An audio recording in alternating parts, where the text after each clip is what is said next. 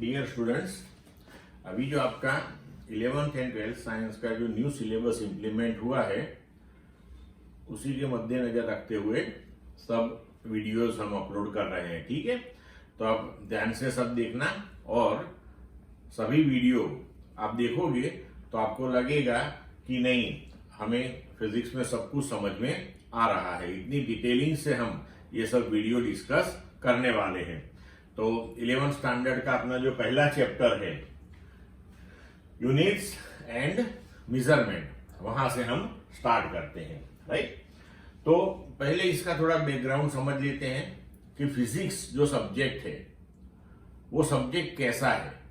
Which type of subject is this one, which type of studies are carried out in this particular subject. So in broad sense we can say this thing कि physics ये जो subject है this explain the phenomena, जो हम हर रोज हमारी day to day life जो है उसमें जो डिफरेंट फिनोमिनास, जो घटनाएं हम देखते हैं, चाहे वो नेचुरल हो या मैन मेड हो, तो वो सब हम फिजिक्स में एक्सप्लेन करते हैं और उसको समझने का प्रयत्न करते हैं।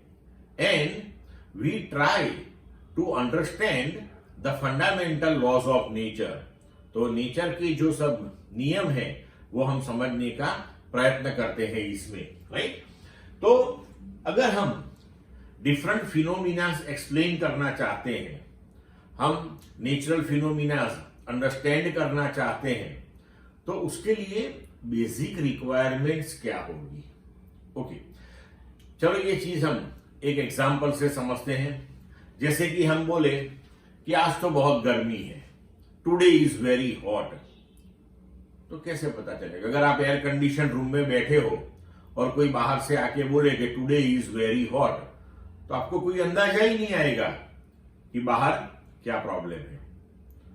मानो कि उसने ये बोला कि आज टेम्परेचर बहुत हाई है, तो देखो यहां पे temperature that is a physical quantity, मतलब कि कोई भी फिनोमिना अगर आप एक्सप्लेन करना चाहते हो तो first requirement that is the physical quantity.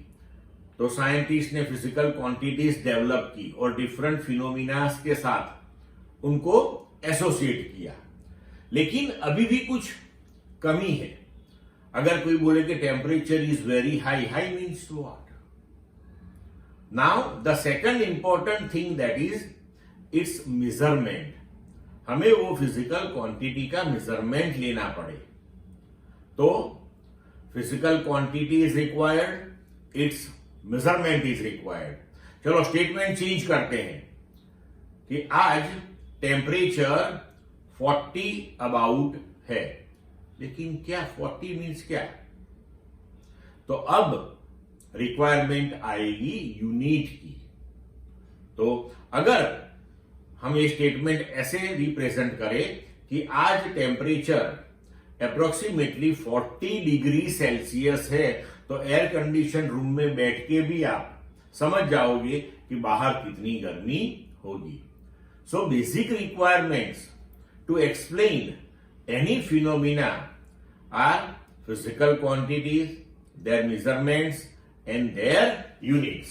So first requirement to explain any phenomena, so we have to associate a physical quantity with that phenomena. Then after we have to take measurement of that physical quantity, उसका मापन करना होगा। फिर हमें वो measurement proper unit के साथ represent करना पड़ेगा। Then and then only you can understand और you can explain the particular phenomena. तो अभी यूनिट मतलब क्या? तो किसी भी फिजिकल क्वांटिटी हम ले लें, so the standard measure of that physical quantity that is called its unit. तो ये ध्यान में रखना आप। अभी हम कहते हैं कि कोई भी फिनोमिना एक्सप्लेन करने के लिए हमें फिजिकल क्वांटिटीज की जरूरत पड़ेगी, तो दिमाग में ये सोच आएगी कि thousands of phenomena are there. So thousands of physical quantities we have to develop. We have to develop the methods for their measurements, and we have to define their units. No need for that. हमें एक minimum number of physical quantities तैयार करनी है, जिसको बोलते हैं fundamental और base physical quantities. तो set of limited number of physical quantities for expressing all the physical quantities are called fundamental और बेस फिजिकल क्वांटिटीज. मतलब कि हमें एक set limited number of physical quantities का तैयार करना है, और फिर इस फिजिकल क्वांटिटीज का यूज करके आप बाकी सब फिजिकल क्वांटिटीज को एक्सप्लेन कर सकते हो, रिप्रेजेंट कर सकते हो. तो ये जो सेट है limited number of physical quantities का, उसे हम बोलेंगे फंडामेंटल और base physical quantities. Now unit, तो हमने बोला standard measurement of any physical quantity that is called unit. तो किसी भी फिजिकल क्वांटिटी हम ले लेता, मानो कि हमने ले लिया डिस्टेंस, तो डिस्टेंस का स्टैंडर्ड मेजर क्या है? तो हम बोलते हैं कि भाई 1 मीटर. तो जो मीटर है उसको हम उसका यूनिट बोलते हैं, राइट. तो इस तरीके से द यूनिट ऑफ फंडामेंटल और base physical quantities are called fundamental और बेस यूनिट. मतलब कि ये जो फंडामेंटल क्वांटिटीज हमने डिसाइड की, उसके जितने यूनिट हमने डिफाइन किए उसको हम फंडामेंटल यूनिट्स बोलेंगे. Clear? Now derived physical quantities and derived units. So the physical quantities defined by the combination of fundamental or base physical quantities are called derived physical quantities, and the units defined using base units are called derived units.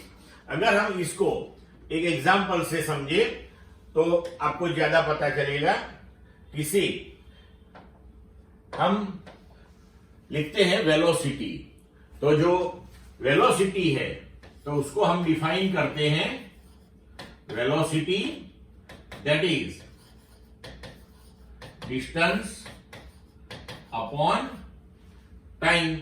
मतलब कि ये दो physical quantity वो हम fundamental physical quantity गिनते हैं, उनका combination किया और उनके कॉम्बिनेशन से हमने डिफाइन किया वेलोसिटी. मतलब कि वेलोसिटी बन जाएगा डिराइव्ड फिजिकल क्वांटिटी.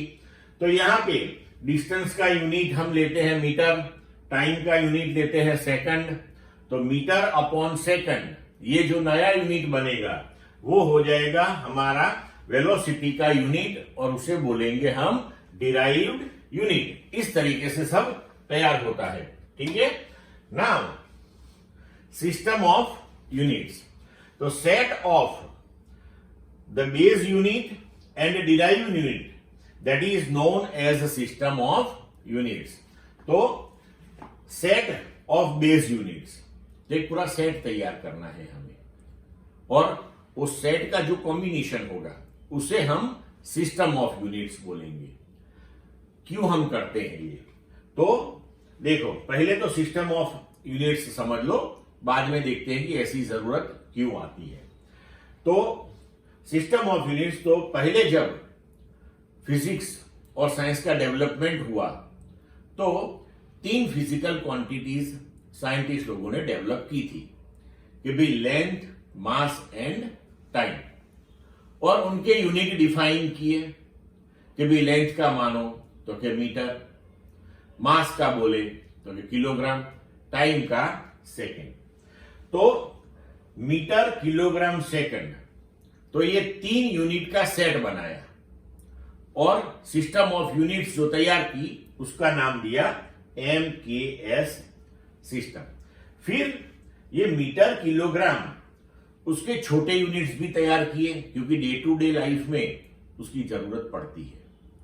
तो मीटर का एक यूनिट बनाया सेंटीमीटर, 1 फुट, किलोग्राम का 1 ग्राम, 1 पाउंड, सेकंड सब में सेम रहेगा, राइट.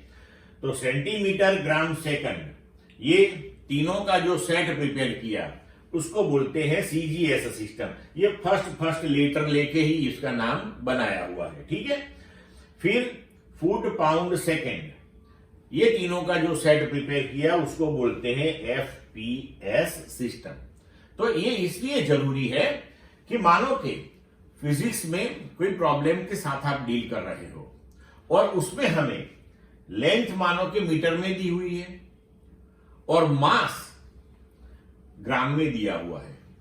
अगर ये जो मेजरमेंट है एक मीटर में है, एक ग्राम में है, अगर उसका यूज आप किसी इक्वेशन में करके प्रॉब्लम सॉल्व करने का ट्राई करोगे तो आपका आंसर रॉन्ग आएगा, क्योंकि जितने फिजिकल क्वांटिटीज अंदर दी हुई है आपको और जितने यूनिट्स दिए हुए हैं वो सभी के सभी एक ही सिस्टम ऑफ यूनिट्स में होने चाहिए। अगर नहीं है तो हमें उसको कन्वर्ट करने पड़ेंगे। कैसे करेंगे वो भी देखेंगे आगे, ठीक है। तो हमें क्या करना पड़ेगा कि या तो आप लेंथ को मीटर से सेंटीमीटर में कन्वर्ट करो, उसके बाद उसका यूज करो, या तो फिर ग्राम को किलोग्राम में कन्वर्ट करो, उसके बाद उसका यूज करो। तो इस तरीके से आपको ये सिस्टम ऑफ यूनिट्स समझना है, ठीक है मित्रों। अब जैसे जैसे फिजिक्स में डेवलपमेंट होता चला गया, साइंस में डेवलपमेंट होता चला गया, नई नई फिनोमिनाज सामने आई, उसको एक्सप्लेन करने की जरूरत आई।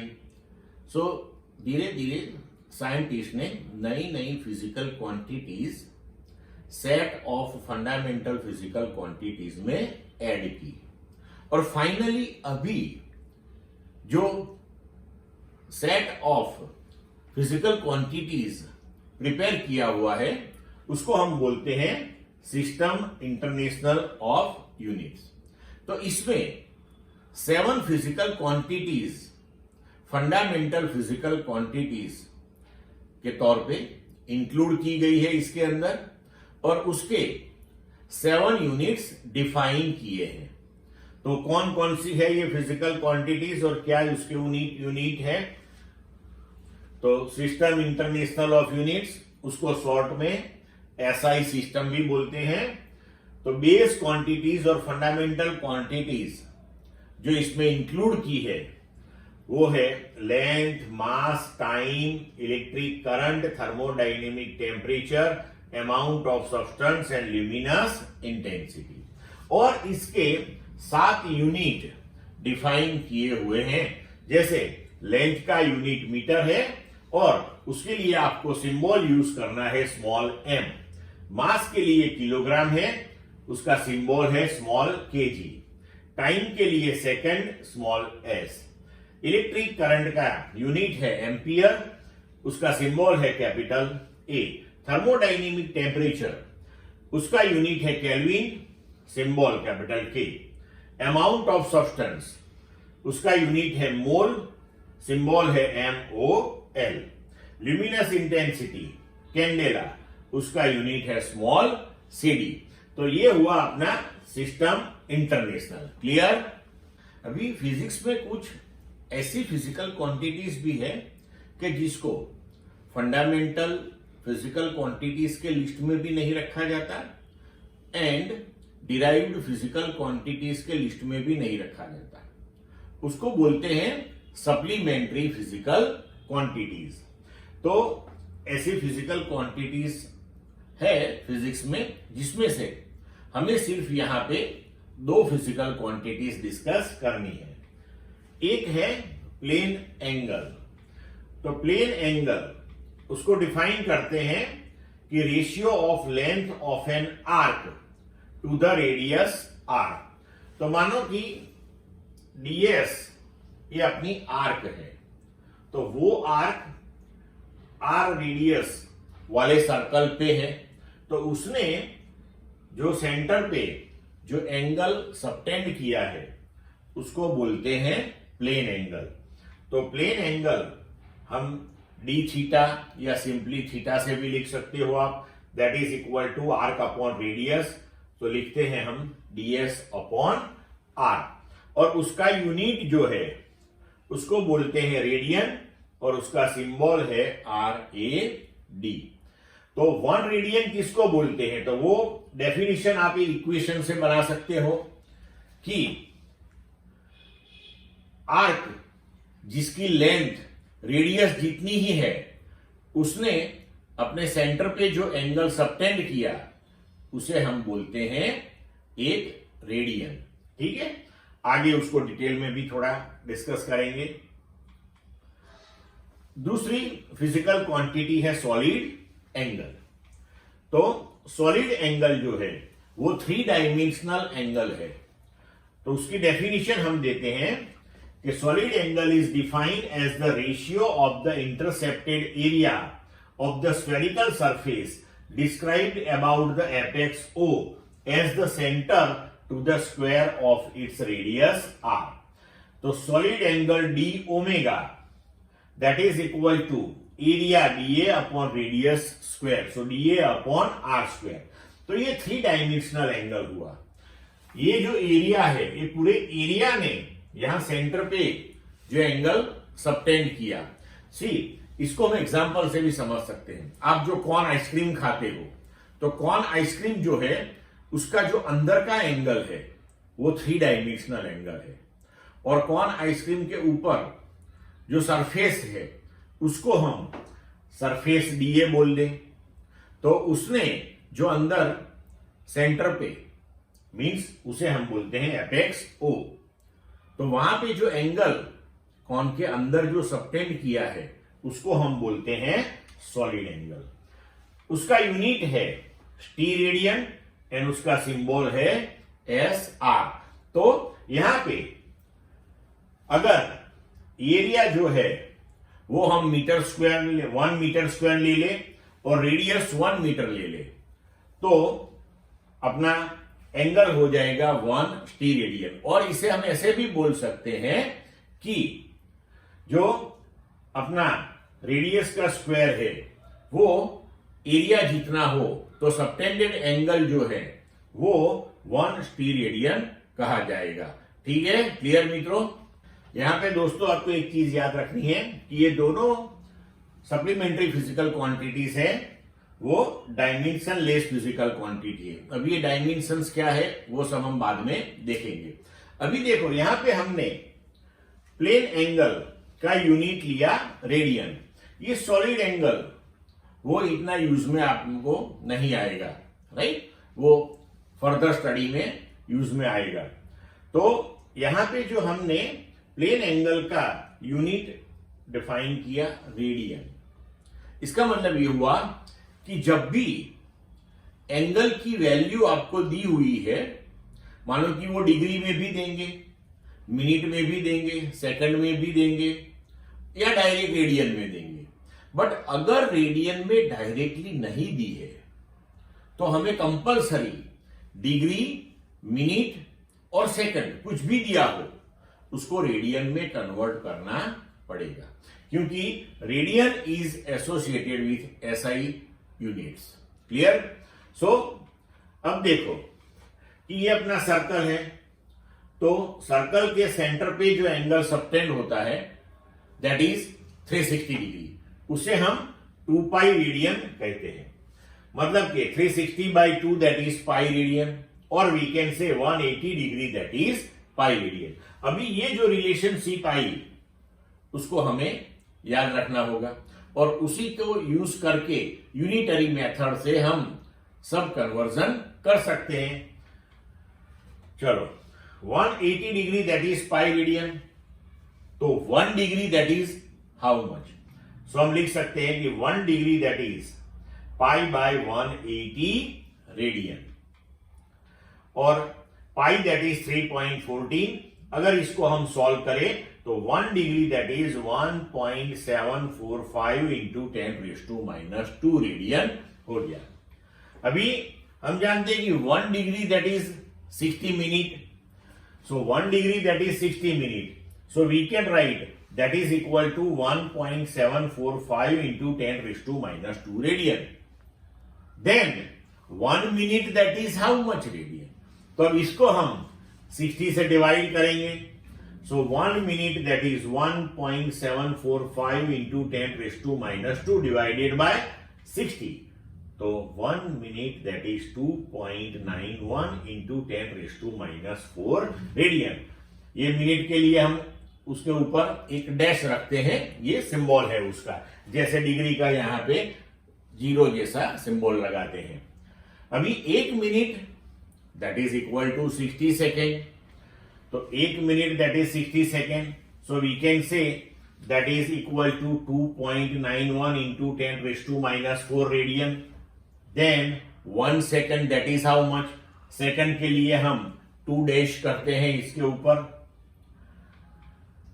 तो 1 second that is 2.91 into 10⁻⁴ divided by 60, तो इसका आंसर आएगा 1 second that is 4.85 into 10⁻⁻⁶ radian. So इस तरीके से आपको अगर एंगल कभी भी डिग्री, मिनट, सेकंड में दिया है तो आपको उसको हमेशा रेडियन में कन्वर्ट करना है, और उसके बाद उसकी वैल्यूज आपको इक्वेशन में वो अगर अपीयर होते हैं तो उसमें सब्स्टिट्यूट करनी है, and then only you will get the perfect correct answer of your problem. Clear student? Next topic है सिग्निफिकेंट फिगर्स। तो दोस्तों यहां पे क्या होता है कि फिजिक्स में जब हम मेजरमेंट लेते हैं तो वो मेजरमेंट हमें, या कोई कैलकुलेशन जब लेते हैं तो वो कितने डिजिट तक लिखना होता है। जैसे कि मानो कि अपने 10 डिवाइडेड बाय 3 करो तो उसका आंसर क्या आएगा, तो उसका आंसर आएगा 3.33333333, तो कहां तक लिखना है उसको, 3.3 लिखे या 3.33 लिखे या 3.333 लिखे, तो ये सब चीजें हमें सिग्निफिकेंट फिगर्स में समझना है। तो सिग्निफिकेंट फिगर्स मींस व्हाट, तो उसकी डेफिनेशन ऐसे देते हैं कि the reliable digits in the measurement plus one uncertain digit in the measurement are known as significant digits और significant figures. Clear? Again, the reliable digits plus the first uncertain digit in the measurement are known as significant digits or significant figures. तो अभी measurement में और calculation में significant figures कितनी है वो decide कैसे करेंगे, तो उसके लिए कुछ रूल्स बनाए हुए हैं। So rules for determining significant digits. See, first one, all the non-zero digits are significant. Means कि आपके कैलकुलेशन में, आपके मेजरमेंट में जितने भी non-zero digits हैं will be considered as significant digits. All the zeros between two non-zero digits are significant no matter where the decimal point is, if at all. Clear? Third one, if the number is less than 1, the zeros on the right of the decimal point but to the left of the first non-zero digit are not significant. Understand this with example. Suppose we have the measurement 0.002308. Okay, so this number is less than 1. Now your zeros on the right of the decimal point and on the left of first non zero this 2, तो उसकी left में मतलब कि decimal point की right में ये 2 zero और 2 के लेफ्ट में मतलब कि ये जो 2 जीरोस है जो अंडरलाइन हमने किए हैं are non significant. Clear? Next rule, the terminal और trailing zeros in a number without a decimal point are not significant. See suppose हमारे पास मेजरमेंट है 123 मीटर, अगर 123 मीटर को आप 12300 सेंटीमीटर भी लिखो सही है, उसको आप 12300 मिलीमीटर भी लिख सकते हो। सो इसमें जो डेसिमल पॉइंट तो है नहीं, तो जो जीरोस है ट्रेलिंग जीरोस, मतलब कि जो लास्ट में जीरोस आते हैं वो नॉन सिग्निफिकेंट है, मतलब कि ये जो 2 जीरो है, ये जो 3 जीरो है वो नॉन सिग्निफिकेंट है, और इसमें ये 1, ये 2 और ये 3, ओनली ये 3 डिजिट जो है वो सिग्निफिकेंट गिने जाएंगे। The trailing zeros in a number with a decimal point are significant. यहां पे डेसिमल पॉइंट नहीं था, अगर डेसिमल पॉइंट है तो जो लास्ट वाले जीरोस है वो सिग्निफिकेंट डिजिट के तौर पे गिने जाएंगे। क्लियर? कैलकुलेशन में सिग्निफिकेंट डिजिट्स कैसे डिसाइड करेंगे? तो rules of significant figures for addition, subtraction and multiplication, division. So in multiplication or division, the final result should retain as many significant figures as are there in an original number with least significant figures। मतलब कि multiplication और division में आपने जितनी figures ली है उसमें से जिस फिगर में लीस्ट सिग्निफिकेंट नंबर है वहां तक आपको आंसर देना है। अगर लिस्ट सिग्निफिकेंट फिगर्स 3 है मानोगे तो आपको आपका आंसर 3 डिजिट तक रिस्ट्रिक्ट करना है। इन एडिशन और subtraction the final result should retain as many decimal places as are there in the number with the least decimal places. तो जो नंबर्स आप ले रहे हो एडिशन और सब्ट्रैक्शन में, तो उसमें डेसिमल पॉइंट के बाद कम से कम सिग्निफिकेंट डिजिट्स जो होंगे वो आप फाइनल आंसर में रखेंगे। अगर 1 है तो डेसिमल पॉइंट के बाद आप 1 डिजिट तक आपका आंसर रिस्ट्रिक्ट करोगे। अगर मिनिमम 2 है तो आप डेसिमल पॉइंट के बाद 2 डिजिट तक आपका आंसर रिस्ट्रिक्ट करोगे। ठीक है? Now rules of rounding off. अगर आपको आपकी जो फाइनल रिजल्ट है वो minimum number of significant digits तक रिस्ट्रिक्ट करनी है तो कुछ डिजिट्स आपको बाईपास करने होंगे, निकालने होंगे। मतलब कि जब वो आप निकालते हो तो उस टाइम पे जो राउंडिंग ऑफ कर रहे हैं हम उसे बोलते हैं राउंडिंग ऑफ। तो उसके कुछ रूल्स है, वेरी सिंपल। देखो, preceding digit is reached by 1 if the insignificant digit, मतलब कि आप जो डिजिट को डिस्कार्ड कर रहे हो, to be dropped in more than 5। सो अगर आपका डिस्कार्डेड डिजिट मोर देन 5 है तो आप अगले डिजिट में 1 ऐड करोगे। And is left unchanged if the latter is less than 5, मतलब कि डिस्कार्डेड डिजिट अगर 5 से कम है तो जो आगे वाला डिजिट है उसको आपको एज इट इज रखना है। If the digit to be dropped itself is 5, जो ड्रॉप कर रहे हैं वो खुद 5 है, तो क्या करना है? Then if the preceding digit is even, तो अगला नंबर इवन है तो insignificant digit is simply dropped, तो कुछ नहीं करना है, उस 5 को ड्रॉप कर दो। लेकिन अगर आगे का नंबर जो 5 हम ड्रॉप कर रहे हैं उससे आगे का नंबर अगर ऑड है तो आपको आगे का नंबर 1 से रेज करना है, मतलब उसमें 1 ऐड करना है। Clear? Example 1.1, each side of a cube measured to be 7.203 meter. What are the total surface area and the volume of the cube? 2. Appropriate significant figures. Now see here. Each side, that is length L equal to 7.203 meter.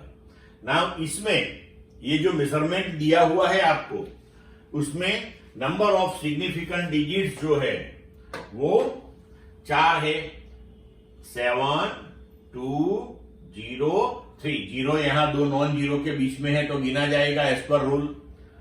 तो number of significant digits हो गए 4। So the calculated area and the volume should therefore be rounded off to 4 significant digits. Final result हमें 4 significant digits तक restrict करना पड़ेगा। अभी calculation carry out करते हैं। So surface area of the cube, तो क्यूब की एक जो सरफेस है उसका एरिया होगा L स्क्वायर, और क्यूब को टोटल ऐसी 6 सरफेसेस होती हैं। So we can write 6 L square 6 into 7.203 meter square. अब उसका आंसर आएगा 311.299254 मीटर स्क्वायर। अभी इसको हमें 4 डिजिट तक रिस्ट्रिक्ट करना है, मतलब कि हमें यह आंसर यहां तक रिस्ट्रिक्ट करना है। क्लियर? तो ये 99254 ये सब निकालना है। तो 2 के बाद का जो 9 है जिसे हमें ड्रॉप आउट करना है वहां से, तो 9 इज ग्रेटर देन 5, मतलब कि 2 में हमें एक ऐड करना पड़ेगा। तो आंसर हो जाएगा 311, 2 में एक ऐड किया, सो ये हो गया 3 और बाकी का सब निकाल दिया। सो फाइनल रिजल्ट हो गया 311.3 meter square. Clear? Now volume of the cube, that is L cube, so 7.203 cube meter cube. अब इसका हम क्यूब करेंगे तो आंसर आएगा 373.714754 मीटर क्यूब।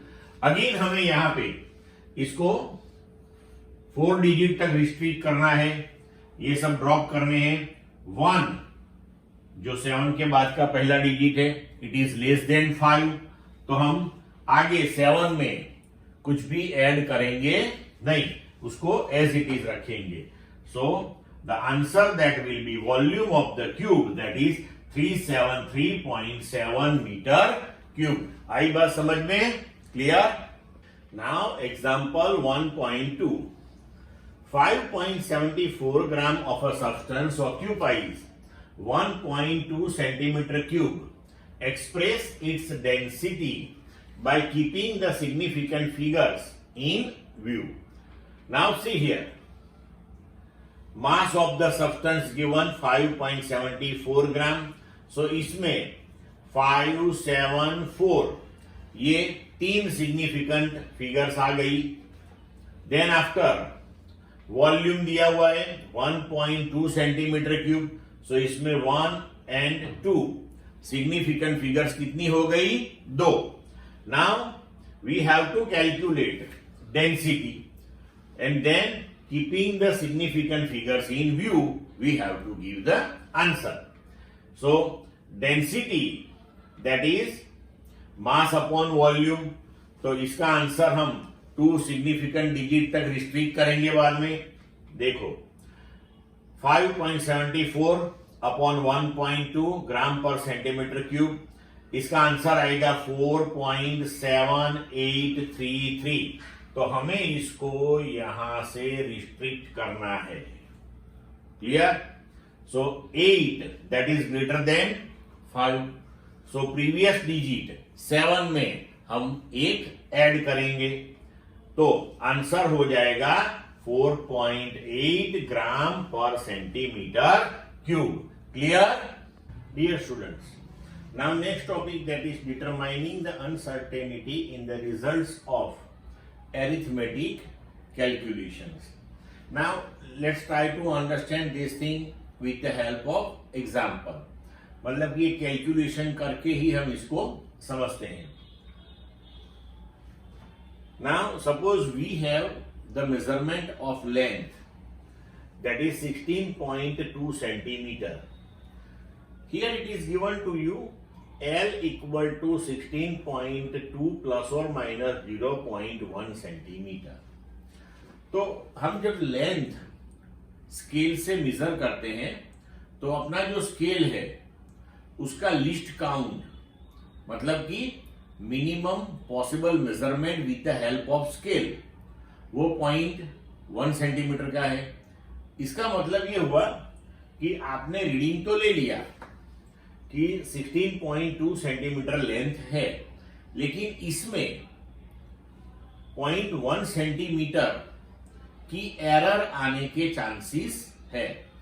तो फिजिक्स में हम विथ एरर, मतलब कि इतनी पॉसिबिलिटी है इसमें एरर की, अपना मेजरमेंट इस तरीके से लिखते हैं। तो ये अपना ट्रू वैल्यू है और उसमें इतनी एरर होने के चांसेस है, राइट। अभी देखो कि हम delta L by L into 100 करेंगे तो हमें परसेंटेज एरर मिलेगी, मतलब कि इस रिजल्ट में इतने परसेंटेज वेरिएशन आने के चांसेस है। तो delta L by L into 100 उसको परसेंटेज में ले लिया हमने।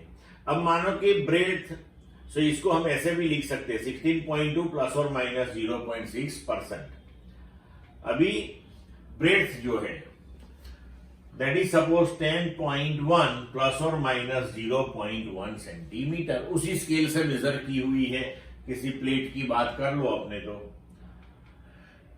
तो इसके लिए डेल्टा बी बाई बी, तो ये अपना delta B A B into 100 calculate करो, परसेंटेज में एरर आ गई। सो आप मेजरमेंट फिर से लिख सकते हो 10.1 प्लस और माइनस 1%। अभी देखो, मानो कि आपने एरिया कैलकुलेट करना है, तो लेंथ इंटू ब्रेड्थ, तो ये दोनों वैल्यू हमने कैलकुलेशन में ले ली। अब यहां पे आपको क्या करना है कि 16.2 that is true value, 10.1 that is true value, ये 0.6 एंड 1% जो है वो एरर है। तो हमें क्या करना है यहां कि जो मल्टीप्लीकेशन होगा वो ट्रू वैल्यू का ही होगा, और ये जो एरर है उसका एडिशन होगा ऑलवेज, ये याद रखना है आपको। तो 16.2 इंटू 10.1 करोगे तो 163.62 आएगा, प्लस और माइनस अभी ये जो एरर है उसका आपको समीशन करना है, मतलब हो गया 1.6 परसेंटेज सेंटीमीटर स्क्वायर। अभी हम परसेंटेज से इस तरीके से रीडिंग लिखेंगे, तो परसेंटेज जो होता है वो 100 पे लेते हैं हम, तो 100 पे 1.6 परसेंटेज, तो अपना एरिया का वैल्यू आया है 163.62, उसमें कितना होगा। तो इसको आप सॉल्व करोगे तो आंसर आएगा 2.6। इसका मतलब ये हुआ कि अपना रिजल्ट हुआ 163.62 प्लस और माइनस 2.6 सेंटीमीटर स्क्वायर। अभी यहां पे हमें राउंडिंग ऑफ करना पड़ेगा। देखो ट्रू वैल्यू में 1 2 3, यहां भी देखो 1 2 3 सिग्निफिकेंट डिजिट्स है, तो ये जो अपनी ट्रू वैल्यू है उसे 3 सिग्निफिकेंट डिजिट तक रिस्ट्रिक्ट करेंगे। अगर ये 6 को डिस्कार्ड करना है तो वो 5 से बड़ा है, सो प्रीवियस डिजिट में, मतलब कि ये 3 में 1 ऐड किया। अभी ये रिजल्ट देखो, तो यहां भी सिग्निफिकेंट डिजिट 1 है, यहां भी सिग्निफिकेंट डिजिट 1 है, तो लिस्ट नंबर 1 हुआ। तो 2.6 को एक नंबर तक रिस्ट्रिक्ट करना है। अगर 6 को डिस्कार्ड करो तो प्रीवियस में 1 ऐड करना है, तो हो गया 164 प्लस और माइनस 3। तो इस तरीके से अरिथमेटिक कैलकुलेशंस में हम अनसर्टेनिटी फाइंड आउट कर सकते हैं with the help of this type of calculations and by considering the significant figures. Clear? अब जब हम कोई रेसिप्रोकल वाला कैलकुलेशन करते हैं, बरोबर, 1 अपॉन समथिंग वाला, तो उसमें थोड़ा डिफरेंस आता है। Let's try to understand this thing with the help of calculation actually, और उसमें फिर हमें अपना जो फाइनल रिजल्ट है वो कितने सिग्निफिकेंट डिजिट्स तक रिस्ट्रिक्ट करना है वो थोड़ा समझना पड़ेगा। यहां पे देखो, सपोज कि हम रैंडमली कोई फिगर लेते हैं 9.58। अब इसका रेसिप्रोकल ले लो, तो 1/9.58, तो ये हो गया 0.10438। तो 9.58 जो है उसमें नंबर ऑफ सिग्निफिकेंट डिजिट्स जो अपने हैं वो 3 है, तो यहां पे 1 2 3, मतलब कि ये 38 जो है लास्ट का, उसको डिस्कार्ड कर दो आप, तो रिजल्ट हो गया 0.104। अभी 9.58 का जो रेसिप्रोकल है वो 0.104 आया, तो आप जानते हो कि 0.104 का अगर रेसिप्रोकल ले ले तो वो 9.58 आना चाहिए कि नहीं आना चाहिए? आना चाहिए, बरोबर। तो अगर हम 1/0.104 करेंगे तो उसका आंसर आएगा 9.615। अगर हम इसको 3 डिजिट तक रिस्ट्रिक्ट करते हैं तो 5 को डिस्कार्ड करते हैं, 5 से आगे वाला जो डिजिट है 1 वो ऑड नंबर है, तो उसमें 1 ऐड करना पड़ेगा, तो अपना रिजल्ट हो गया 9.58 से, एक्चुअली 9.58 आना चाहिए, आया 9.62। गलती हो गई नहीं यहां पे कैलकुलेशन में, मतलब कि यहां पे थोड़ा चेंज है। कैसे चेंज है देखो, अभी ये जो रिजल्ट हमने 3 डिजिट तक रिस्ट्रिक्ट किया था उसको हम 4 डिजिट तक रिस्ट्रिक्ट करेंगे, ओके, 4 डिजिट तक। तो जो minimum number of significant digits है उससे 1 डिजिट ज्यादा रखना है रिजल्ट में, इस टाइप के कैलकुलेशंस में।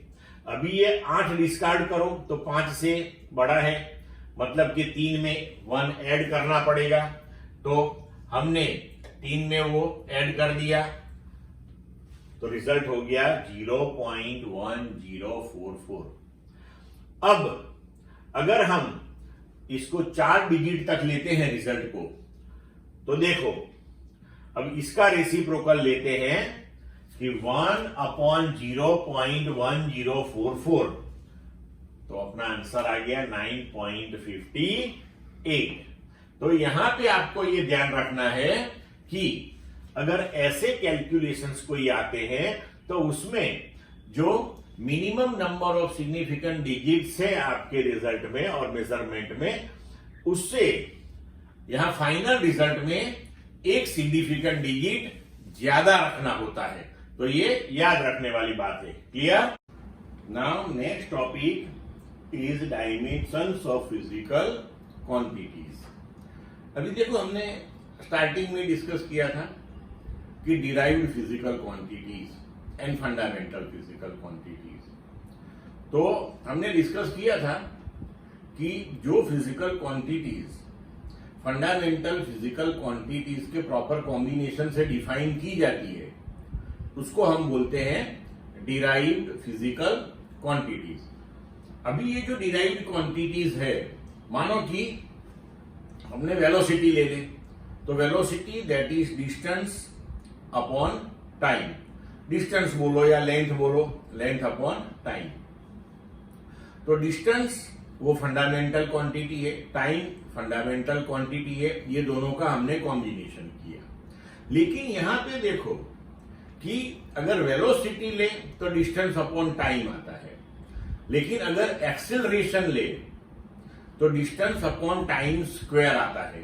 तो यहां पे जो फंडामेंटल फिजिकल क्वांटिटीज है उसके पावर जो डिराइव्ड फिजिकल क्वांटिटी को डिफाइन करने में यूज आते हैं वो अलग अलग है। तो डायमेंशंस ऑफ फिजिकल क्वांटिटीज, ये समझने से हमें पता चलता है कि जो फंडामेंटल फिजिकल क्वांटिटीज जो है, जो डिराइव्ड फिजिकल क्वांटिटीज को डिफाइन करने में अपीयर होती है, तो उसके कितने कितने पावर उसके अंदर अपीयर होते हैं, राइट? तो ये बात इससे समझ में आती है। Now let's understand the dimensions of a physical quantity are the powers or exponents to which the base quantities or fundamental quantities are raised to represent that quantity. जैसे हमने बोला कि डिस्टेंस अपॉन टाइम, तो distance means length, तो उसका एक power आया, upon time तो 1 अपॉन टाइम रेस टू 1 आया, इसका मतलब कि टाइम रेस टू -1 आया। तो इस तरीके से तो dimensions of the physical quantities are denoted with square bracket. तो जब भी हम स्क्वायर ब्रैकेट में किसी भी फिजिकल क्वांटिटी का सिंबल लिखेंगे, जैसे फोर्स, तो उसका कैपिटल एफ, मतलब स्क्वायर ब्रैकेट में आप लिखोगे means you are dealing with dimensions of force. और जब हम डायमेंशंस के साथ डील करते हैं, at that time length has the dimensions L, मतलब कि लेंथ के लिए हम कैपिटल एल यूज करेंगे, मास के लिए कैपिटल एम, टाइम के लिए कैपिटल टी, इलेक्ट्रिक करंट के लिए कैपिटल ए, थर्मोडायनेमिक टेम्परेचर के लिए कैपिटल के, ल्यूमिनस इंटेंसिटी के लिए CD and amount of substance के लिए एमओ एल। ये सब सिंबल्स हम यूज करेंगे। ठीक है, clear? Now next is dimensional formula and dimensional equations.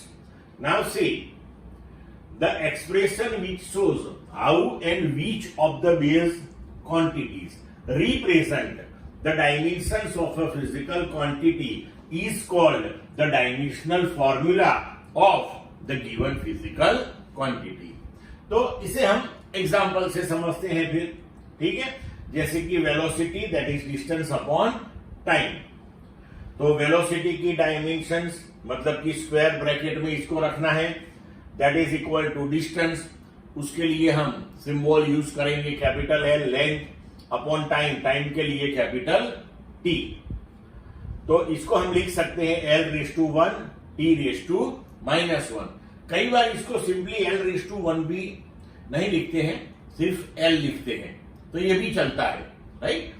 So dimensions of v that is L1 t -1। तो यहां पे मास एपियर नहीं होता है, तो मास रेस टू 0। ये एक आदत है ऐसे लिखने की, मैंने मानो की।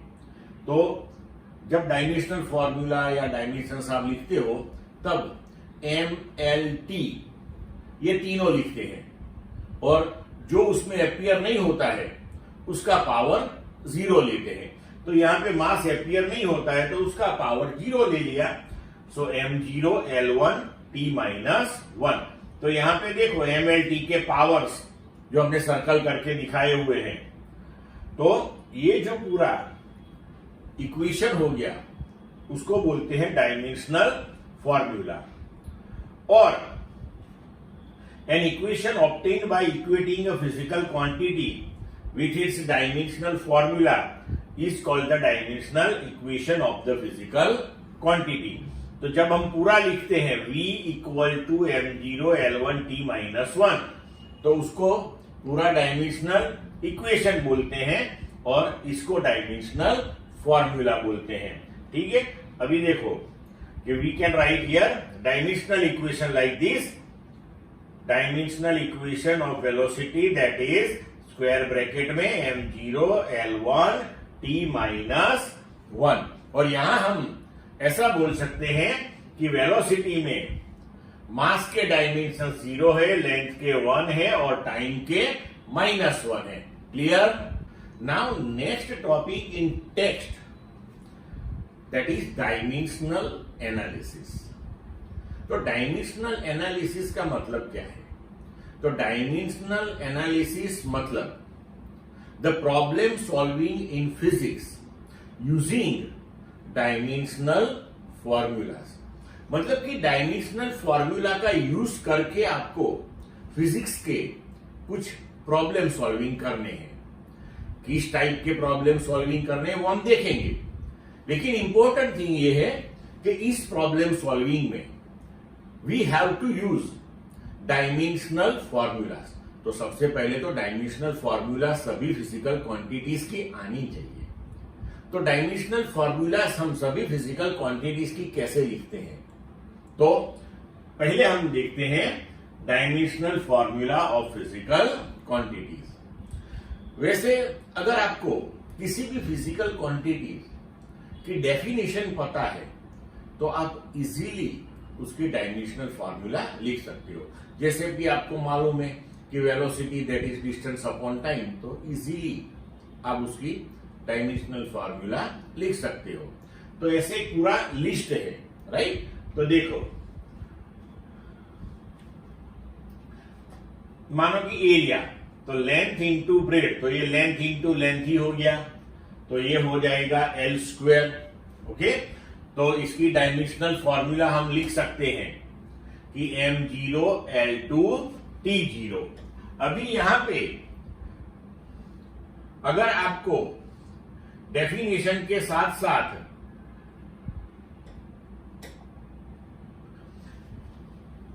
इसका यूनिट अगर याद है तो भी आप डायमेंशनल फॉर्मूला प्रिपेयर कर सकते हो। तो डेफिनेशन याद है तो यूनिट भी लिख सकते हो, राइट। तो डायमेंशनल फॉर्मूला याद है तो भी यूनिट लिख सकते हो, यूनिट याद है तो डायमेंशनल फॉर्मूला लिख सकते हो। जैसे कि यहां पे लिखे तो लेंथ का यूनिट क्या हो जाएगा, तो मानो कि मीटर, तो ये भी हो गया मीटर, तो मीटर इंटू मीटर, तो हम यहां पे लिख सकते हैं कि इसका यूनिट हो गया मीटर स्क्वायर। तो इस तरीके से हम लिख सकते हैं। तो डायमेंशनल फॉर्मूला हो गया m0 L2 T0। तो इस तरीके से आपको ये सभी जो फिजिकल क्वांटिटीज दी हुई है उसकी डेफिनेशन याद करनी है और उसके ऊपर से उसकी डायमेंशनल फॉर्मूलाज बनानी है। जब ये सब दिमाग में होगा तब भी डायमेंशनल एनालिसिस समझ में आएगा, तब तक नहीं आने वाला। हम रैंडमली कुछ फिजिकल क्वांटिटीज डिस्कस करते हैं, राइट। देखो, अभी मानो कि हम लेते हैं कि वेलोसिटी और स्पीड, तो डिस्प्लेसमेंट अपॉन टाइम, तो displacement means length upon time capital T, तो m0 L1 T-1 और m0 L T-1। अभी डिस्प्लेसमेंट का यूनिट हो जाएगा मीटर, तो मीटर अपॉन टाइम का सेकंड, तो हम लिख सकते हैं यहां पे मीटर सेकंड रेज़ टू -1, ठीक है। अभी मानो कि force, so that is mass into acceleration, तो हमने एक्सेलरेशन का ऑलरेडी बनाया हुआ है यहां पे कि m0 L1 T-2, मास, तो मास का m, एक्सेलरेशन का L T-2, तो ये रिजल्टेंटली बन गया mL T-2। अभी यहां पे हम यूनिट लिखे तो मास का हो गया kilogram, length meter, time second raise to -2, right. तो फोर्स का यूनिट हो गया kilogram meter second raise to -2। हम इसी यूनिट को न्यूटन भी बोलते हैं, तो हम बोल सकते हैं कि this is equal to Newton on behalf of the name of scientist Newton.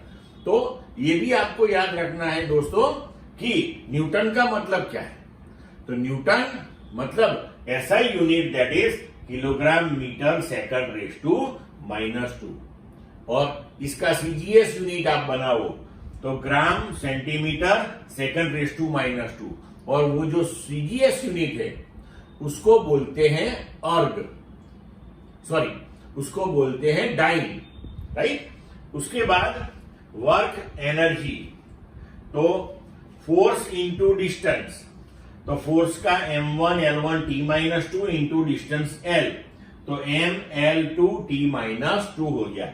अभी इसका यूनिट हम लिखे तो हो जाएगा kilogram meter raise to 2 second raise to -2, और इसको हम बोलते हैं joule on behalf of the name of scientist joule. अगर इसका सीजीएस यूनिट बना ले हम तो gram centimeter square second raise to -2, और वो जो सीजीएस यूनिट बना उसको बोलते हैं अर्ग, अभी देखो पावर, तो वर्क अपॉन टाइम, तो वर्क का हमने बना लिया यहां m1 L2 है, यहां पे ये रेक्टिफाई कर लेना, m1 L2 T minus 2 upon time, तो रिजल्टेंटली ये हो गया m1 L2 T माइनस 3। तो वर्क का यूनिट है जूल, टाइम का है सेकंड रेज टू -1, तो जूल पर सेकंड हो गया। अभी ये जूल पर सेकंड को हम वॉट भी बोलते हैं, right, on behalf of the name of scientist James Watt. तो इस तरीके से हम डायमेंशनल फॉर्मूलाज प्रिपेयर करते हैं, उसके यूनिट समझते हैं, but all these things depends on this definitions. लेकिन अभी टेंशन लेने की कोई जरूरत नहीं है, आज की आज सब याद नहीं रहेगी। लेकिन जैसे जैसे ये सब फिजिकल क्वांटिटीज पढ़ाई में डिफरेंट चैप्टर्स में आती जाएगी, when you deal with all this physical quantities continuously, then definitely it will stuck in your mind. जैसे कि आप लोअर स्टैंडर्ड से पढ़ते आ रहे हो कि वॉल्यूम क्या है, डेंसिटी क्या है, वेलोसिटी क्या है, तो ऑटोमेटिकली आपके दिमाग में वो सब है, तो ये भी आ जाएगी। क्लियर बच्चों? अभी दूसरा लिस्ट देखते हैं, ये सब फिजिकल क्वांटिटीज, ठीक है। मानो कि यहां पे पहले ले ले मोमेंटम, तो momentum that is mass into velocity. तो मास का कैपिटल एम, वेलोसिटी का L-T-1, तो mL-T-1। तो इसका यूनिट हो जाएगा kilogram meter second raise to -1। Clear? CGS बनाओ तो gram centimeter second raise to -1। अभी ये सब फिजिकल क्वांटिटीज कहां पे कैसे यूज में आती है वो सब हम सीखेंगे डिफरेंट चैप्टर्स में। ये सब फिजिकल क्वांटिटीज के साथ आपको डील करना है, तो ऑटोमेटिकली आप डिटेल में इसको समझेंगे। अभी तो सिर्फ उसको कैसे डिफाइन करते हैं वही याद रखना है। चलो रैंडमली अलग ले लेते हैं अभी एक, तो modulus of elasticity stress upon strain. तो स्ट्रेस को हमने यहां पे डिफाइन किया है फोर्स अपॉन एरिया, उसकी डायमेंशनल फॉर्मूला प्रिपेयर की है हमने। तो स्ट्रेस अपॉन स्ट्रेन को भी डिफाइन किया है, तो उसके हिसाब से ये स्ट्रेस की डायमेंशनल फॉर्मूला, स्ट्रेन की, तो ये हो गया m1L-1 T-2। और यहां पे एक बात याद रखो कि जैसे ये प्रेशर और स्ट्रेस, वैसे ये दोनों फिजिकल क्वांटिटीज अलग है, लेकिन उसके डायमेंशंस यूनिट सेम है। तो फोर्स अपॉन एरिया जब हम लिखते हैं तो उसका यूनिट बनेगा न्यूटन पर मीटर स्क्वायर, और ये जो यूनिट है उसको बोलते हैं पास्कल। तो ये भी आपको याद रखना है। तो मतलब अब जब हम मॉड्यूलस ऑफ इलास्टिसिटी लिखेंगे तो स्ट्रेन का तो कोई डायमेंशन है नहीं, उसकी कोई यूनिट है नहीं, तो जो भी यूनिट और dimensions of modulus of elasticity के होंगे वो स्ट्रेस के ही होंगे। मतलब इसका भी यूनिट होगा वही पास्कल, और वी कैन राइट न्यूटन पर मीटर स्क्वायर। तो दोस्तों यहां पे आपको ये जो पूरा लिस्ट में बताऊंगा आपको, उसमें से आपको ऐसी फिजिकल क्वांटिटीज का भी एक अलग सेट अपनी नोट में बना के रखना है कि जिसके डायमेंशंस और यूनिट्स सेम आते हो। क्योंकि कई बार आपको एमसीक्यू में ये पूछा जाता है कि find out the pair of physical quantities with same dimensions, और नीचे आपको 4 ऑप्शन में 4 पेयर दी जाएंगी जिसमें 2 फिजिकल क्वांटिटीज दी होगी।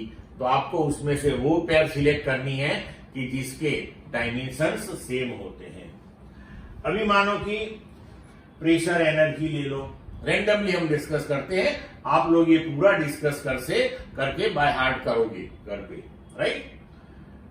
तो pressure energy that is pressure into volume, तो ये हो गया प्रेशर का आगे किया हुआ है mL-1 T-2, और वॉल्यूम का L3, तो रिजल्टेंटली बन गया mL2 T-2। इसका यूनिट भी आप लिख सकते हो कि प्रेशर का जो है वो पास्कल है, इंटू मीटर क्यूब। ठीक है, अभी एंगुलर डिस्प्लेसमेंट और एंगल, तो वो आएगा आर्क अपॉन रेडियस। आर्क की लेंथ मेजर होगी, राइट, रेडियस उसकी भी लेंथ होगी, तो लेंथ अपॉन लेंथ, तो ये हो गया डायमेंशन लेस। डायमेंशन लेस हो गया, लेकिन इसका यूनिट है, आपको याद हो तो हमने डिस्कस किया था, रेडियन, तो यूनिट इसका याद रखना है। कोई भी ट्रिगोनोमेट्रिक रेशियो ले लो आप, sine theta, cos theta, tan theta, ऐसा कुछ भी, तो उसके लिए भी डायमेंशंस आएंगे 0 0 0। ठीक है, क्लियर दोस्तों।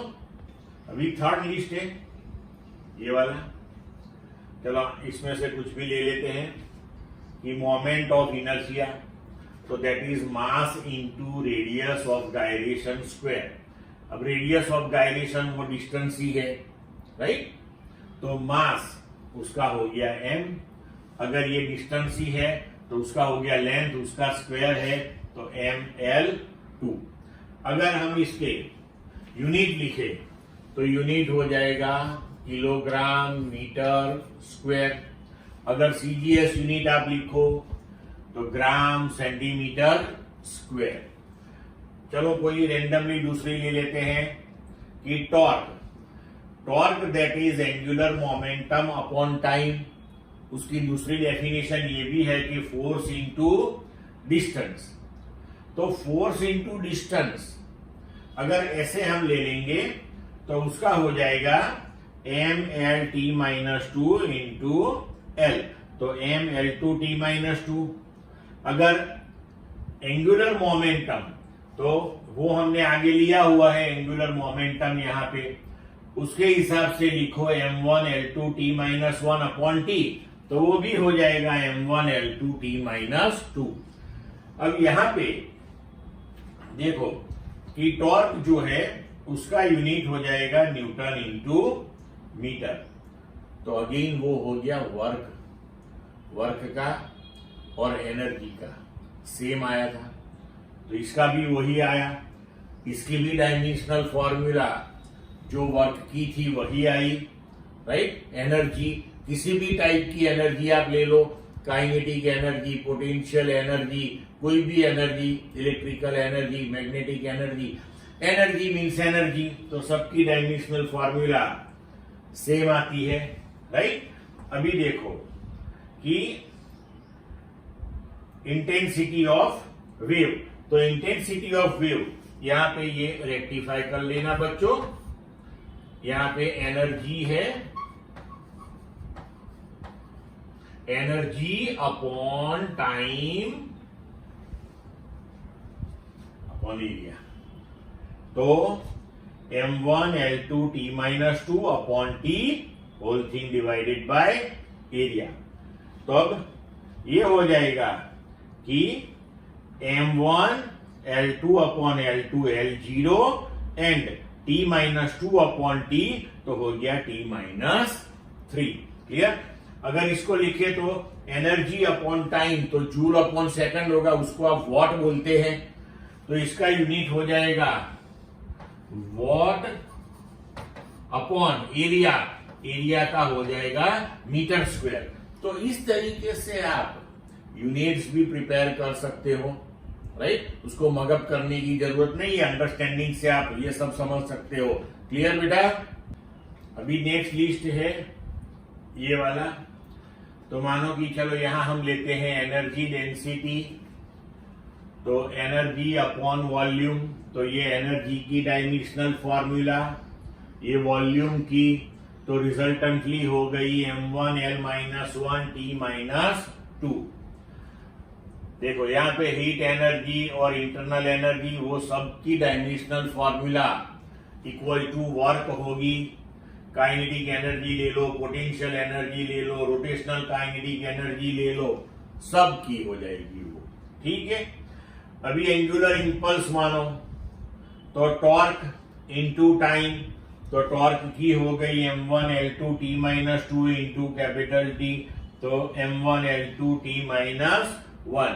अभी देखो ये ग्रेविटेशनल कांस्टेंट, तो force into distance square upon mass into mass. तो फोर्स की dimensional formula distance square L2, mass mass m। So finally you can write m-1 L3 T-2। इसका अगर यूनिट लिखना है आपको तो फोर्स का हो जाएगा न्यूटन, फिर डिस्टेंस का हो जाएगा मीटर स्क्वायर अपॉन मास का हो जाएगा किलोग्राम स्क्वायर। तो आप इसको लिख सकते हो Newton meter square kilogram raise to -2 also. Clear बच्चों? चलो नेक्स्ट लिस्ट है, अभी इसमें लेते हैं प्लैंक कांस्टेंट। तो एनर्जी अपॉन फ्रीक्वेंसी, एनर्जी का m1 L2 T-2 upon frequency का T⁻⁻1। तो रिजल्टेंटली ये हो गया m1 L2 T-1। क्लियर? मानो कि लेटेंट हीट लेते हैं तो heat energy upon mass, heat energy means energy, तो उसका हो गया m1 L2 T-2 upon mass, mass upon mass तो m⁻⁻0 L2 और T-2। मानो कि हम लेते हैं थर्मल कंडक्टिविटी, तो उसकी डेफिनेशन है heat energy into thickness upon area into temperature in time. Heat energy का m1 L2 T-2, थिकनेस का L, एरिया का L², टेम्परेचर का K, टाइम का T। तो रिजल्टेंटली ये बन जाएगा m1 L1 T-3 K-1। तो दोस्तों हमने ये जो पूरा सेट डिस्कस किया फिजिकल क्वांटिटीज का, उसके डेफिनेशंस, उसके डायमेंशनल फॉर्मूलाज, तो ये जो फिजिकल क्वांटिटीज है जो यहां तक हमने डिस्कस की, वो सब फिजिकल क्वांटिटीज आप स्टैंडर्ड 11th में पढ़ेंगे। अभी मैंने 12th का लिस्ट नहीं लिया है यहाँ पे। जब हम 12th स्टैंडर्ड पढ़ेंगे तब जैसे जैसे वेरी फर्स्ट चैप्टर से स्टार्ट करके जो जो नई फिजिकल क्वांटिटीज हम डिस्कस करते जाएंगे, so for each and every physical quantity we will discuss its dimensional formula and unit.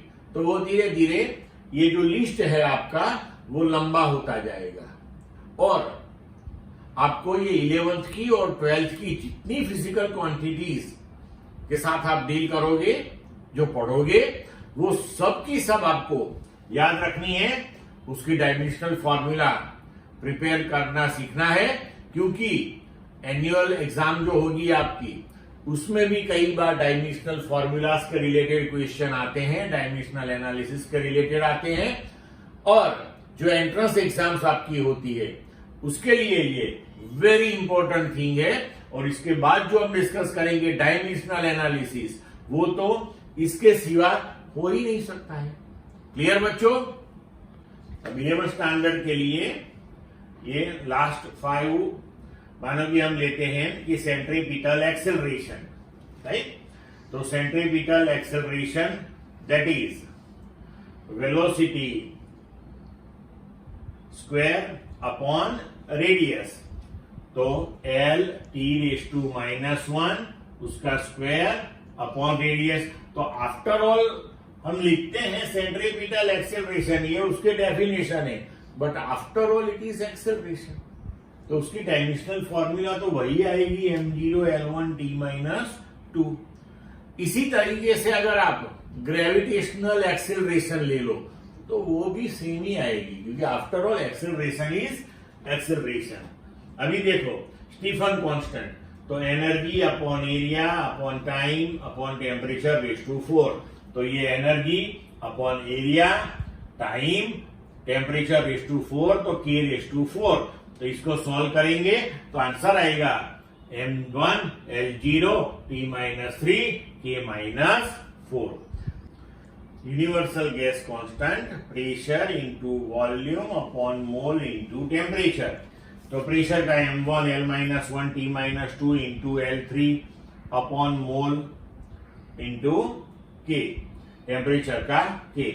तो ये हो गया m L-1 L3, सो L2 T-2, तो ये हो गया T-2 अपॉन K, तो हो गया K-1 अपॉन मोल, तो मोल रेज़ टू -1। क्लियर बच्चों?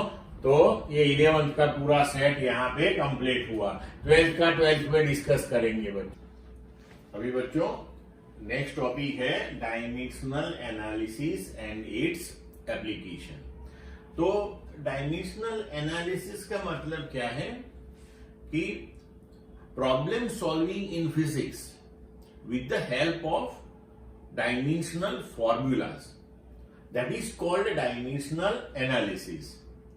तो डायमेंशनल एनालिसिस का यूज करके हम किस टाइप के प्रॉब्लम्स सॉल्व कर सकते हैं।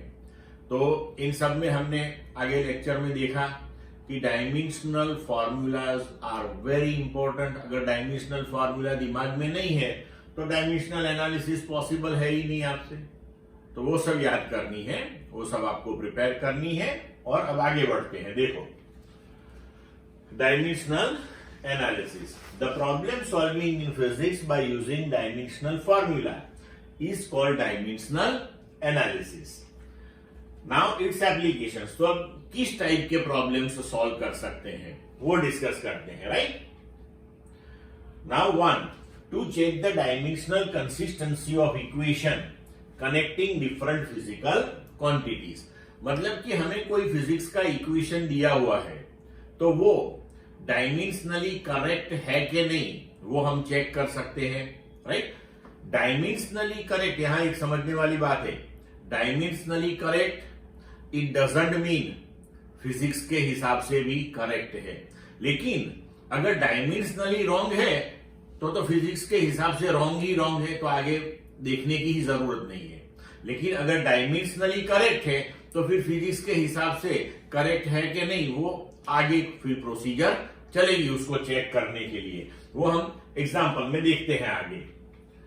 Second, to derive the relation among the physical quantities. मतलब कि एक physical quantity in terms of other physical quantities कैसे इक्वेशंस प्रिपेयर होता है वो भी हम इसमें कर सकते हैं। To obtain the relation between the units of any physical quantity in two different system of units। तो ये भी हो सकता है कि एक सिस्टम ऑफ यूनिट में जो यूनिट है दूसरी सिस्टम ऑफ यूनिट में जो यूनिट है, तो इन दोनों के बीच में रिलेशन क्या है। जैसे हम स्टैंडर्डाइज लिखते हैं कि 1 मीटर दैट इज 100 सेंटीमीटर। इस तरीके से जो नए यूनिट्स है उसके लिए भी हम रिलेशनशिप प्रिपेयर कर सकते हैं। अब next, checking the dimensional consistency of equations. तो फर्स्ट एप्लीकेशन अपनी देखो, the dimensions of all the terms appearing in the equation must be same, then equation is dimensionally correct. If are not the equation is wrong. तो ये हम example लेके देखते हैं कि मानो कि हमारे पास एक इक्वेशन है x equal to x0 plus v0t plus half at square. तो इस इक्वेशन में x जो है that is the distance at any time t, x0 that is the distance और the position of the particle at time t equal to 0, v0 that is initial velocity, t time, a that is acceleration. तो यह एक simple logic है कि मानो कि देखो x0 plus something, तो हम जानते हैं कि हम 2 मीटर प्लस 3 मीटर करें तो 5 मीटर होगा। लेकिन कभी आपने ऐसा सुना कि 2 मीटर प्लस 2 किलोग्राम? ये तो पॉसिबल ही नहीं है। मतलब कि सेम यूनिट वाले सभी टर्म्स होने चाहिए। तो इसमें ये सभी टर्म्स की डायमेंशनल फॉर्मूला सेम होनी चाहिए और that should be equal to dimensional formula of x। तो दोनों साइड की डायमेंशनल फॉर्मूला सब सेम आनी चाहिए। चलो देखते हैं। तो ये सब दिया हमने कि x0 क्या है, x क्या है, v0 क्या है, वो सब लिखा है, हमने एक्सप्लेन किया। Now dimensional formula of x, तो वो तो डिस्टेंस है, तो हो गई l। अब x0 वो भी डिस्टेंस है तो उसकी भी l। v0t तो वेलोसिटी lt -1, टाइम t इसकी भी हो गई l। हाफ at स्क्वायर तो हाफ वो तो कांस्टेंट टर्म है, उसकी कोई डायमेंशंस होती नहीं है, तो लिखने की कोई जरूरत नहीं है उसकी डायमेंशंस। एक्सेलरेशन की L T minus to, T square तो टी टू, इसकी भी हो गई एल। तो देखो यहां पे each term on the right hand side of this equation has the same dimensions which is same as the dimension of left hand side of the equation. Hence this equation is dimensionally correct equation. But यहां देखो मैंने अभी बोला था कि जब भी ये कंसिस्टेंसी चेक करनी आए आपको एग्जाम में तो आपको कंपल्सरीली ये वर्ड यूज करना है कि dimensionally correct. Dimensionally correct it doesn't mean as far as physics is concern it is correct. तो यहां पे हम देख सकते हैं, मानो कि इस इक्वेशन में आपको हाफ नहीं दिया है, तो हाफ नहीं दिया है तो भी आपका इक्वेशन डायमेंशनली करेक्ट तो आएगा, लेकिन फिजिक्स के हिसाब से वो रॉन्ग है, आप पढ़े हो ये इक्वेशन, राइट। तो इस तरीके से ये इक्वेशन डायमेंशनली करेक्ट है वो आपको मेंशन करना है। आई समझ सबको? क्लियर? अब देखते हैं example 1.3। Let us consider an equation half mv square equal to mgh, where m is the mass of the body, u, that is v, its velocity, g is the acceleration due to gravity, and h is the height. Check whether this equation is dimensionally correct. Now, see, यहाँ पे multiplication division type के equation है, plus minus वाला कोई terms नहीं है, तो simply यहां पे ये चेक करना है कि दोनों साइड की डायमेंशनल फॉर्मूला सेम आती है कि नहीं आती है, राइट। तो देखते हैं, the dimensions of LHS half M V square है एलएचएस में, तो हाफ का कोई डायमेंशन नहीं होता, मास का कैपिटल एम, वी स्क्वायर तो वेलोसिटी का एल टी माइनस वन उसका square, M L two T minus two, so resultantly you will get M L two T minus 2. Clear? Then dimensions of right hand side, mgh, m capital M, g acceleration, gravitational acceleration, that is after all acceleration. So lt minus 2, h height, so length, so m l2t minus 2. Again you will get m l2t minus 2. मतलब कि left hand side and right hand side के dimensions same हो गए। इसका मतलब ये हुआ कि this equation is dimensionally correct. Clear? Now next example 1.4। The SI unit of energy is joule. Joule that is equal to kilogram metre square per second square. That of speed v is meter per second and the acceleration a is meter per second square. Which of the formula for kinetic energy k given below can you rule out on the basis of dimensional arguments? M stands for the mass of the body. Now see, ये सब formulas हमें given, right? दी हुई है। तो ये सब formulas में से dimensionally which formula is correct one that we have to check. Okay? Now see here, for kinetic energy, energy का यूनिट दिया हुआ है kilogram metre square per second square. So from that we can prepare the dimensional formula. So left hand side सभी equation की same है के, तो first equation लेते हैं के that is M square V cube. तो dimensions of left hand side that is of kinetic energy के, so kilogram metre square per second square, so m1 l2 t minus 2। Simple thing. अभी right hand side की check करेंगे। So dimensions of RHS m square v cube, mass m1 उसका square, velocity l1 t minus 1 उसका cube. Resultantly you will get m2 l3 t minus 3। तो यहां हम देख सकते हैं कि dimensions of left hand side that is not equal to dimensions of right hand side. So simply we can say as the equation is dimensionally not correct, so ruled out. Clear? Now second one, k equal to half mv square. Dimensions of LHS के m1 l2 t minus 2 of right hand side of half mv square. So for that we can write m m1 v l1 t minus 1 उसका square, so square half dimensionless, उसको लिखने की कोई जरूरत नहीं है. Resultantly you will get m1 l2 t minus 2. So यहाँ देखो dimensions of LHS that is equal to dimensions of RHS. So we can say the equation is dimensionally correct. Third one, k equal to ma. Now for k, m1 l2 t minus 2. For ma, right hand side. So for mass m1, for acceleration l1 t minus 2. Resultantly you will get m1 l1 t minus 2. So here we can see the dimensions of left hand side that is not equal to dimensions of right hand side. Therefore we can say hence the equation is dimensionally not correct, so ruled out. Clear? Now next equation, k equal to 3 by 16 mv square. So dimensions of LHS k, m1 l2 t minus 2. Dimensions of RHS that is of 3 by 16 mv square. So for m1 v l1 t minus 1 square, 3 by 16 constant, dimensionless, no need to write its dimensions. So you will get m1 l2 t minus 2. So dimensions of left hand side that is dimensions of right hand side.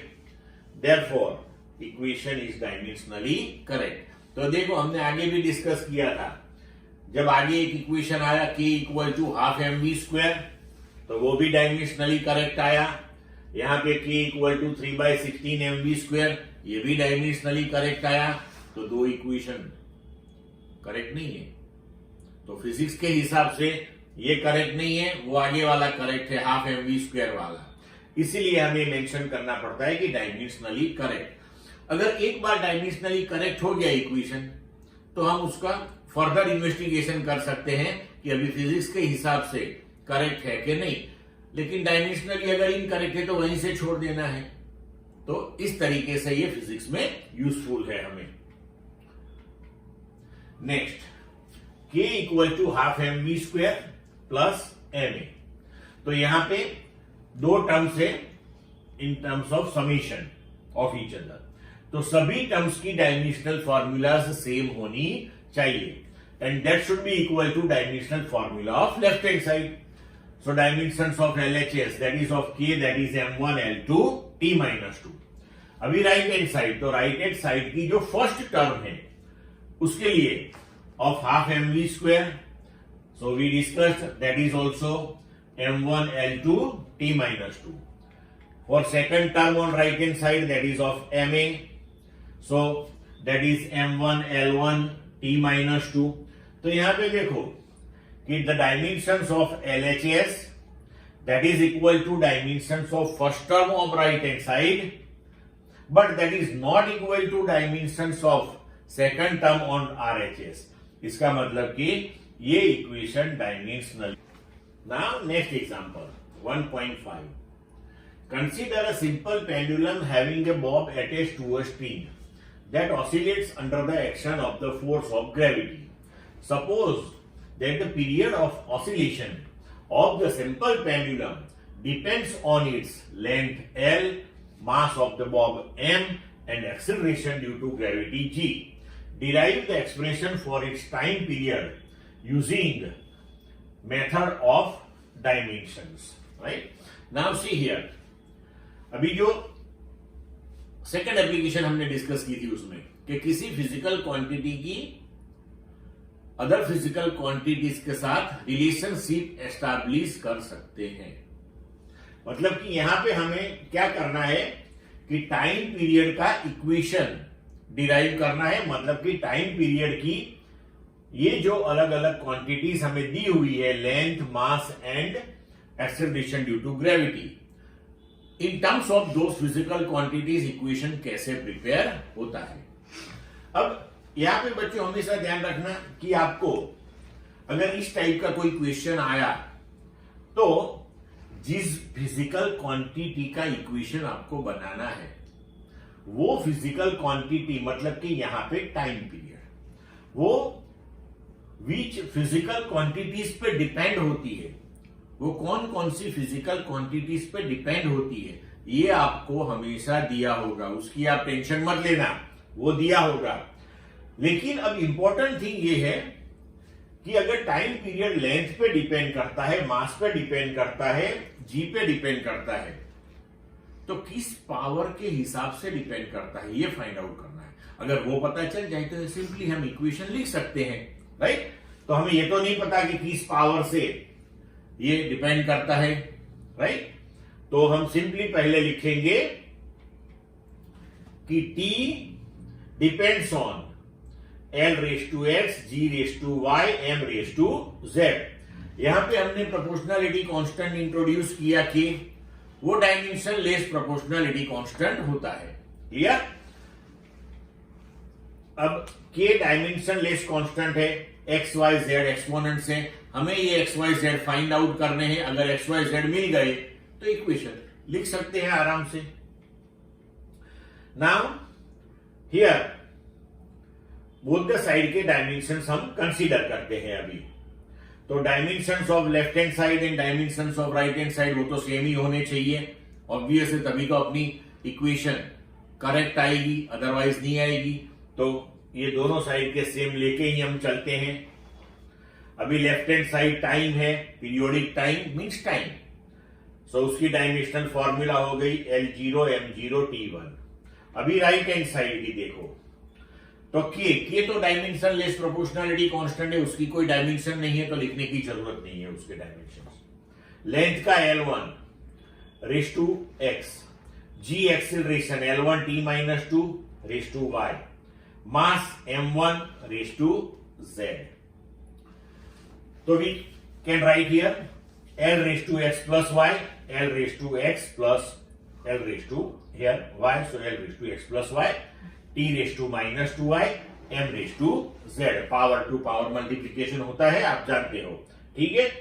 तो अभी resultantly ये हो गया L0 M0 T1 that is L raise to x plus Y, T raise to minus two Y, M raise to Z।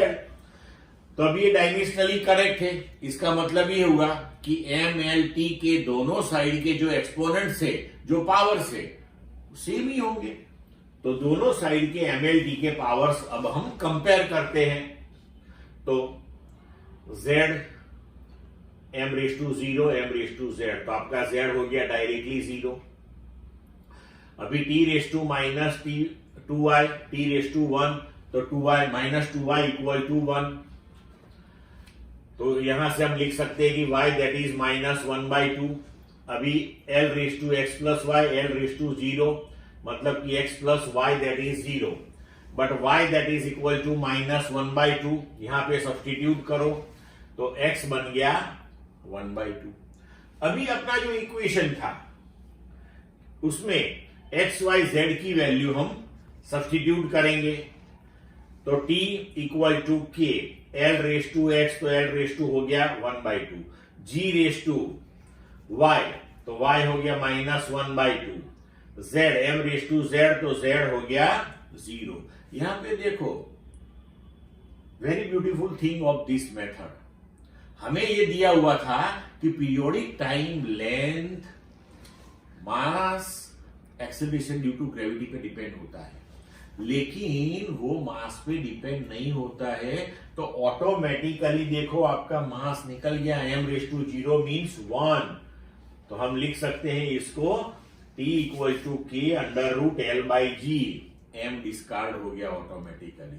सो इस तरीके से हम easily किसी भी फिजिकल क्वांटिटी की in terms of some other physical quantities equation prepare कर सकते हैं। अभी यहां पे K जो है that is dimension less proportionality constant, उसके डायमेंशन ही नहीं है, तो हम डायमेंशनल एनालिसिस की हेल्प से उसकी वैल्यू फाइंड आउट नहीं कर सकते। उसकी वैल्यू हमें कुछ अलग तरीके से फाइंड आउट करनी होती है। यहां पे आप याद रखना कि k की वैल्यू आती है 2π, so we can write the resultant equation for the periodic time that is t equal to 2π under root L/G। Clear बच्चों? अभी next topic, common SI prefixes and symbols for multiples and sub multiples. तो ये multiple सब multiples हम physics में unit के साथ use करते हैं, कंपल्सरीली आपको याद रखना है। जैसे कि फैक्टर 10⁻18 उसको बोलते हैं एक्सा, उसका सिंबल है ई। 10⁻15 उसको बोलते हैं peta, symbol P. 10⁻12 tera, capital T. 10�9 giga, capital G. 10�6 mega, capital M. 10�3 kilo, K. 10�2 hecto, H. 10�1 deka, D A. Then sub multiples, 10⁻18 ecto A, 10⁻15 femto F, 10⁻12 pico P, 10⁻9 nano N, 10⁻6 micro mu, 10⁻3 milli M, 10⁻2 centi C, 10⁻1 deci D। अब देखो, जब आपको physics में problems पूछे जाएंगे तब ये multiple सब मल्टीपल यूनिट्स में यूज होते हैं। कैसे कि जैसे आपको दिया कि अगर कोई लेंथ है जिसकी वैल्यू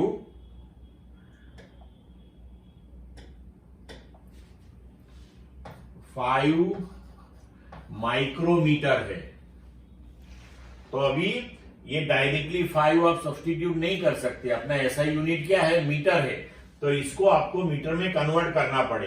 तो ये सिंबल म्यू माइक्रो का है, माइक्रो का मतलब है 10⁻6। तो पहले आपको ऐसे लिखना है कि 5 इंटू 10⁻6, तो माइक्रो दैट इज 10⁻6 मीटर। तो इस तरीके से, जैसे कि ये गीगा दिया हुआ है, तो कई बार बोलेंगे कि फ्रीक्वेंसी है 5 गीगा हर्ट्ज, तो इसकी वैल्यू जब आप सब्स्टिट्यूट करें तो इसको लिखना है 5 into 10⁹9 hertz, because giga stands for 10⁹9। Clear बच्चों, ये सब याद रखना है कंपल्सरीली, इसमें कोई ऑल्टरनेट नहीं है। ठीक है।